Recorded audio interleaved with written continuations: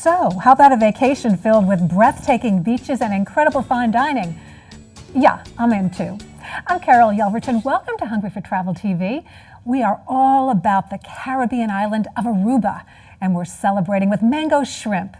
You'll find the island has some beautiful large pink shrimp, but we're using the next best thing, large, sweet, domestic shrimp. But first, I want to show you our mango sauce because this is so luscious. This is one of those killer recipes that my husband loves, and everybody who has it just thinks this is fantastic. So let's get going on it. First of all, we're going to look to make 3 cups of pureed mangoes. So what we do is basically, I just cut the mangoes, and I think you can see right here, I'll hold it up for you. Right here, I'm just quartering them and then I cut them. So then I drop them in a blender and I puree them. So sometimes it takes me 3 mangoes, sometimes it takes me 6 or 7 to get the 3 cups. It all depends on how much water's in the fruit and how ripe they are. And of course, we're always looking for lush, ripe mangoes. So now a couple of other things are gonna go in here. I have some ginger, so we're gonna pop that in.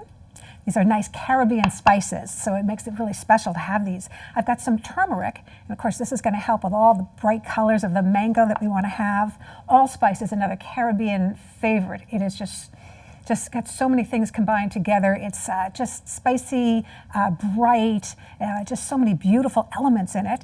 I just have some white pepper here, but again, with white pepper, it looks like it's not that potent, but a little goes a long way, so I'll just use a little bit of it. And then I want to tell you about this beautiful, beautiful spice. This is called annatto powder, or it's sometimes called achiote powder. This is developed from trees that grow in the Caribbean and South America. It's used in a lot of different cooking there. This has a taste that's really, really different, and you can see here, it's just got this amazing color to it. It's like nothing else you would ever taste. It's kind of musky and smoky and unique, and you have to taste it to really know what it is. But it's one of the secrets to all kinds of Latin American cooking, South American cooking, and so we put a bunch of it in, and it just really adds so much flavor to the dish. Boy, look how pretty all these spices are. I'm going to add a little salt too, because that just picks everything up. And then lime juice is good because it's a little bit more acidic. So the mango is sweet and acidic, but the lime is going to be just that little kick more that's really going to add a lot more flavor and bring out the flavors in our food. Then, this is one of my favorite things in the world. It's canned coconut milk. I could die for it. I just love it so much. So we're going to put about a half a can of it's not low fat, it's whole coconut milk because, again, you're going to get the richness of the flavor, and we're mixing it with fruit anyway, so it'll all balance out, I hope. And then here's the special Aruban hot sauce I want to tell you about. It's called pico de paya, and it comes from tiny little hot peppers that grow on the island, and it's mixed with papaya, fruits, and some other spices. Now, it's not that hot, even though it's made from hot peppers. It adds sweet, hot, delicious flavor. It really makes this dish stand out as something completely special. So I'm going to throw some of that in here. And again, I'm not worried about using it because it's not that hot, but it's just a lot of flavor going on all at once. And so we have all our spices in. This is our sauce, and you know what we're going to do? We're just going to do the usual, turn it on and give it a pulse. I'm not going to do that now because I don't want to make a lot of noise, but you can see the process here, and that's what I wanted you to do. But now we're going to move over to our shrimp. So I want to show you too, I've got some finished sauce here, not quite finished. I add 1 or 2 more things, but everything is combined and pureed all together, and I'm heating it up because we want this to be hot enough to poach the shrimp. That's what's going to happen here. So that's going to be what's kind of transformative in everything. The only things I'm going to add are some beautiful whites of the scallion, onion, not the green, because again, I just like the color in here and it's milder and gentler. And then another thing I love to use are golden raisins. And what I do is I'll take raisins and I'll soak them in water for about 10 minutes or so. What that does is it helps to plump the raisins up. It just gives them a beautiful flavor. They don't taste all kind of chewy and dry. So we're going to pop these in here, and then we're going to let it all come together. We're going to stir it up just a little bit, right? And then get that really, really hot. So I'm going to turn the heat up now too, because I want it to be very hot for the shrimp to cook. All right, it looks beautiful, it smells fantastic. There's nothing like the smell of mango. It is addictive, as well as the coconut milk. It's so good, and all the spices together. So lots of good stuff is coming from the kitchen here. So let's talk about the shrimp. I have cleaned these. I have taken the tails off. You know, they get a lot of water in the cleaning process, just necessary to clean them. And so I have these beautiful jumbo shrimp. Again, I love domestic shrimp. They taste so, so good. And I just always use them, you know, for lots of good reasons.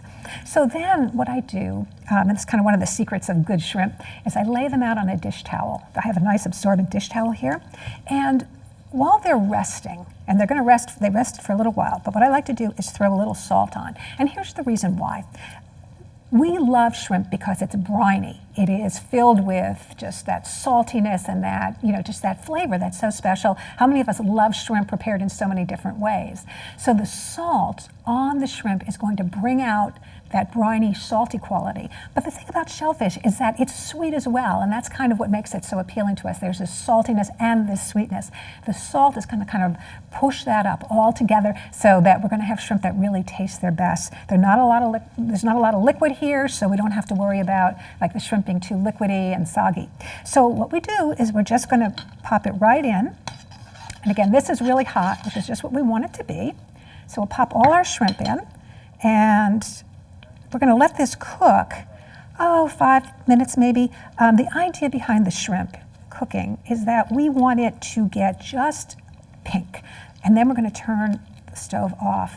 It's actually slightly undercooked, but what I do is I turn the heat down and I let the shrimp cook a little more, and that just gives it that little extra. But the thing about shrimp is that it can go over to being tough so quickly, and so that's something, you know, we don't want to deal with that, right? We want to have nice tender shrimp, and so this is the way I found to cook it. And then it cooks in this beautiful sauce, and the whole finished dish is just really, really wonderful, and it definitely brings you to the island. So here's our pretty picture of the food.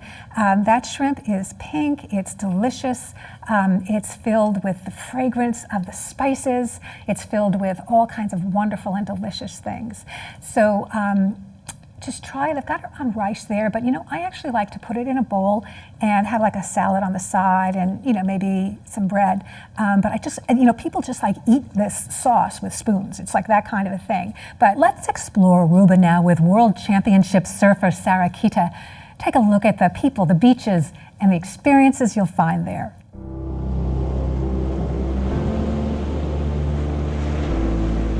For me, the most precious thing you have in life is time. So you shouldn't take anything for granted.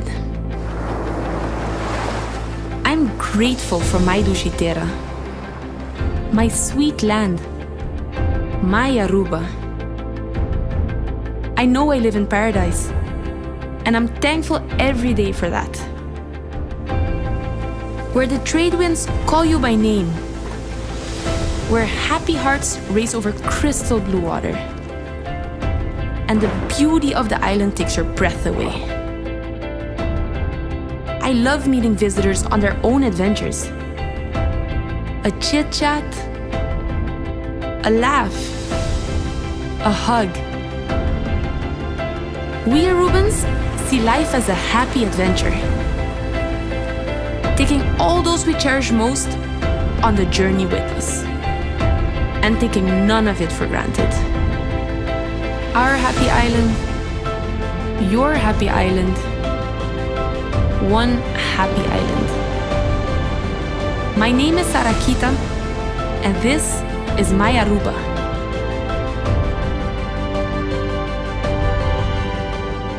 There are so many fine dining restaurants in Aruba. When you go, you have to eat at as many as you can. There are lots of international options you can choose from. That's why a lot of people use the Dine Around program. They just want to plan it all out so you know every day where you're going. Now, local food is very special too. It's developed from all the cultures that make up Aruba's lovely people. Here's a look at some favorites. Hey, I'm Sergio, and this is my shortcut to happiness. Aruba is formed basically out of about 90 different nationalities that actually gave a lot of flavor to the way we live here in the island and, of course, the way we eat. This is the Aruban way to start your day, all right? Pastiche. It's just light fried pastry filled with cheese, chicken, meat, even fish. Oh, so good.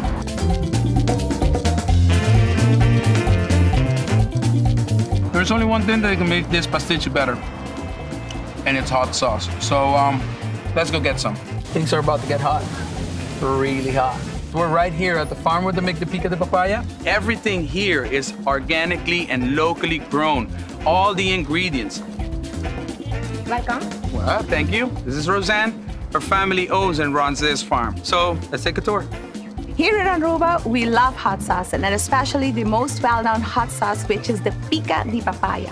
Here we have our Madame Jeanette hot peppers. They're very hot and spicy and very yummy. This is the magic. Locals love it, tourists love it. Pow!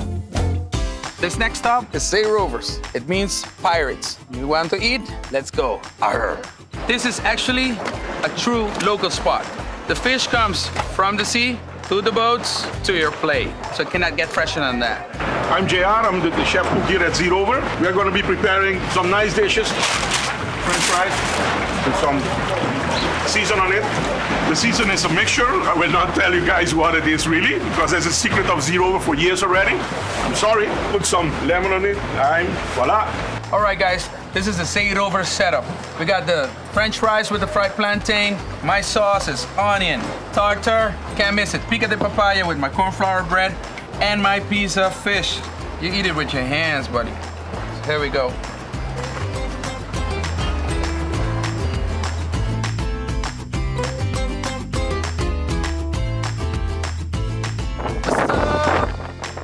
If you can see, this is a batido, all right? A batido is a blend of many things all put together. It's the same thing as in Aruba. In Aruba, we have a blend of different nationalities, many cultures. And you can see it in the way we eat. Cheers. Good stuff. All right, guys, and this next stop, we're gonna meet a very interesting guy. His name is Frank Kelly. He's a very good friend of mine. He takes from the land and the sea, and he puts it on our table. Sergio! What's up, man? Kita aqui com o Monster. Como você Here. pensa? Everything good? This flower is called the kawara. Back in the days, they would dehydrate it and use it as incense. I never imagined me eating a flower, but this is very good.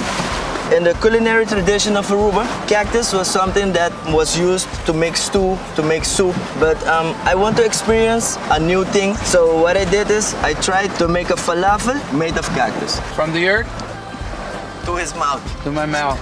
Back in the days, all of our grandfathers, grandmothers went to harvest their salt. When the salt water sprinkles on the rocks, it dries out, and then you can get the salt. Tastes delicious. You literally have opened a completely new door, so you never know. I expanded your horizons. Oh yeah, Good, man. definitely.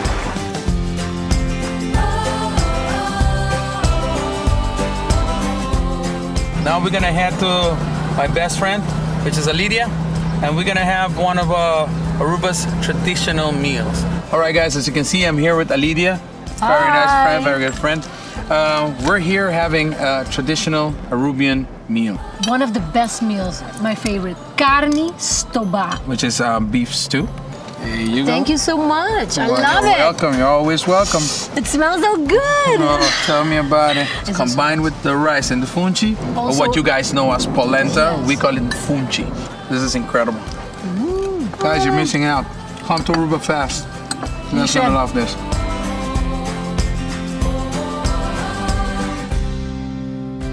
I want to thank you guys for joining me in this culinary journey here on the island. I'm Sergio, and this is my shortcut to happiness.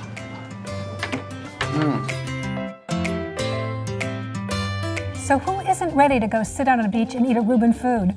I'm Carol Yelverton. Thanks so much for joining us. Until I see you again, stay hungry for travel.